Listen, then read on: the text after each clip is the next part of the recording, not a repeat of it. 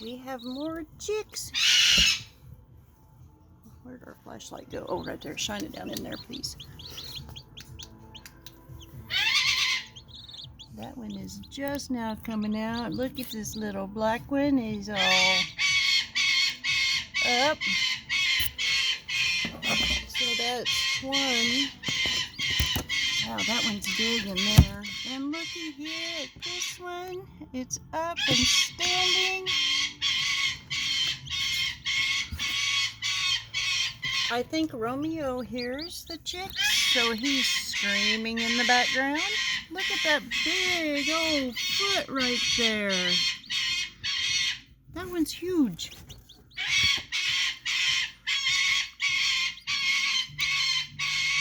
Our little black chick right there.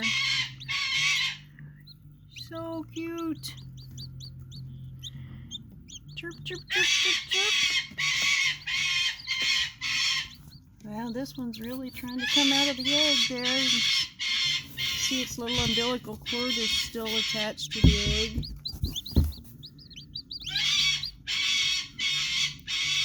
Romeo! Hello, Romeo.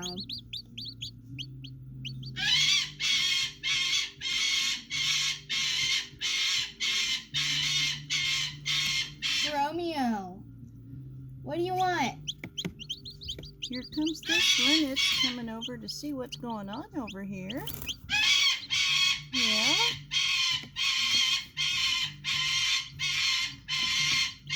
We were trying very, very hard to not open it up and peek in because, you know, really they say you're not supposed to open it up and look in until this process is over. Well, we're not touching the eggs.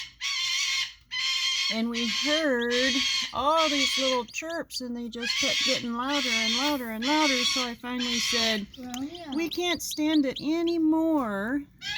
And lo and behold, we've got 4 babies now. That one's flipped in the phone. Oh, it moved. Which one? That one? That one Okay. stuck its foot out. So this is our newest one right here, and you can see that little umbilical cord. Oh, and there's that foot pushing itself right on out some more.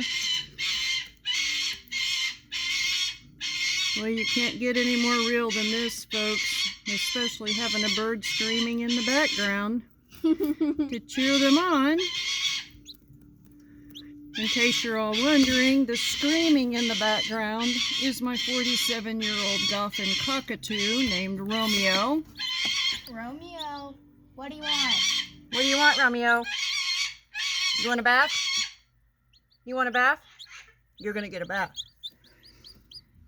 I was hoping maybe we could see this one pop its little head out at us. Guys, I don't know if any of y'all have ever incubated baby chicks or looked them up. I know there's Mamas, get out of all here. kinds of kids in 4-H and grow up on farms and stuff that probably are going, yeah, I've seen this 112 times, but honestly, this is my absolute first time, and I can say that even if I, oh, here we go, even if I don't ever do this again, which I doubt that will be the case because it's so cool experiencing it. Romeo. These were, we got our first eggs on Labor Day weekend. Not our first eggs, I'm sorry. Our first, well, you get that spray bottle and we're going to give Romeo a bath. Yeah. This was we got our first eggs on the Sunday before Labor Day last year, 2019.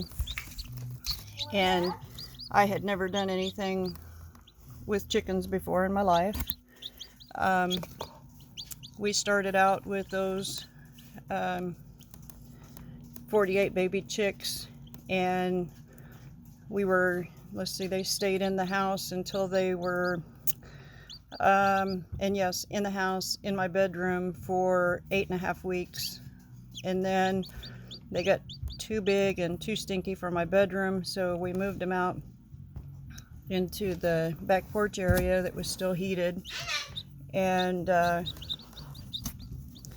then we ended up putting them out into the coop and had heat lights up for them, and we finally got our first egg in February of this year.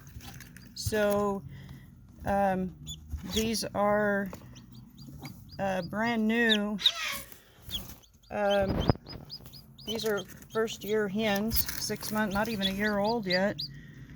And I decided that I was gonna give it a go and see if we could hatch some eggs, because the most I was gonna lose was what? Oh, look, this one's helping its brother or sister get out of there. That was kind of cute. It was pecking on the other one. But I decided the most I was going to lose was a dozen eggs. Hey, be nice to your brother or sister. Are you trying to help or be mean? That would be like Lori picking on me. My grandma used to tell me that Lori would pull my head through the baby bed bars. I think that must be Lori trying to pull me out of the egg. But anyway, so I started reading on Google what to do here, and yeah, the suggestion was to buy a incubator, this, that, and the other. And then several of the tutorials talked about getting a little fan motor and everything for the air exchange in the box, and you know, the, what is it, hydrometer for, or yeah, something like that to keep your humidity levels just right and your temperature just right, and a heat lamp and this watt and that watt and whatnot and all that good stuff. Well, we did the whole very primitive setup, which I've already talked about, and amazingly enough, look at these little critters. Absolutely amazing. From an egg with a spot on it to a chick in 21 days.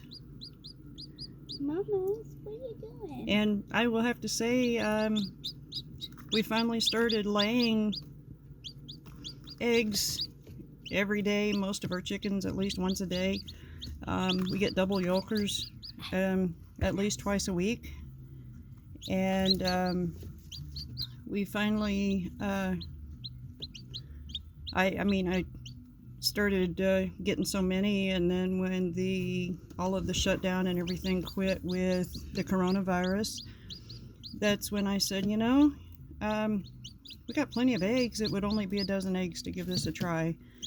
And I said, you know, June 8th was when Kansas was supposed to open back up, I think was one of the phase 1 or phase 2 dates. And so that came out to about the time that we would be 21 days would have been June 8th. And so we went for it.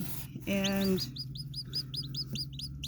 how cool of a process this has been. We turned the eggs at least 3 times a day, but if we turned them more, then we made sure it was an odd number. And I will have to admit, there were a couple of days that we forgot. Not the entire turning, but you know, maybe we didn't get, it might have been 6 or 7 hours before we turned it at one point during the day. This little guy is almost completely out of its shell now. Anyway, so far out of the dozen eggs, we know for sure the double yolker, apparently one of those did not make it. I had movement in it up until the last video that we took, and it was the day that it was day 18 that we set them out of the well, I had them sitting in egg cartons, and the way we turned them, it kept them more level and everything. And the day we took the cartons out and just left them for their pipping stage, later that day we got surprised with a very stinky mess, and one of the chicks in that double yolker was partially formed, and then the other was just goo. So I think it was just ready to blow up on us, and it did. But so we know we're not going to get that one. The other eggs that are in here, of course, I'm not going to move them around to see if there's any pipping. I think the chicks are doing fine themselves with that. But we're going to get this closed up so that they can get warmed up a little bit. I am going to move this one just a little bit so we can see if this baby is, oh yeah, going to be just fine. Heads out, eyes open. And you saw it right along with me, folks. Right there, we saw that one come out of its shell. Makes you wonder if that's where that term come from. Spread your wings and come out of your shell. Give it a try. I'm still just amazed. Okay, I've been talking now for 11 minutes. I've got a coconut cream pie in the oven, and the oven is beeping at me. And we need to get these chicks warmed up, so, or keep them warmed up. Are you being Let me nosy? zoom in on this little one right here. We can see that's probably there's part of the umbilical cord right there. You can see it going up and around there. And boy, they do come out with some big old feet, don't they? And we've got one little black one so far. Like I said, my rooster is a Rhode Island Red. He's the only rooster I have, and 24 hens. So who knows what we'll get out of these, but they're certainly going to be special additions to our flock. So we'll see what happens the next time we open.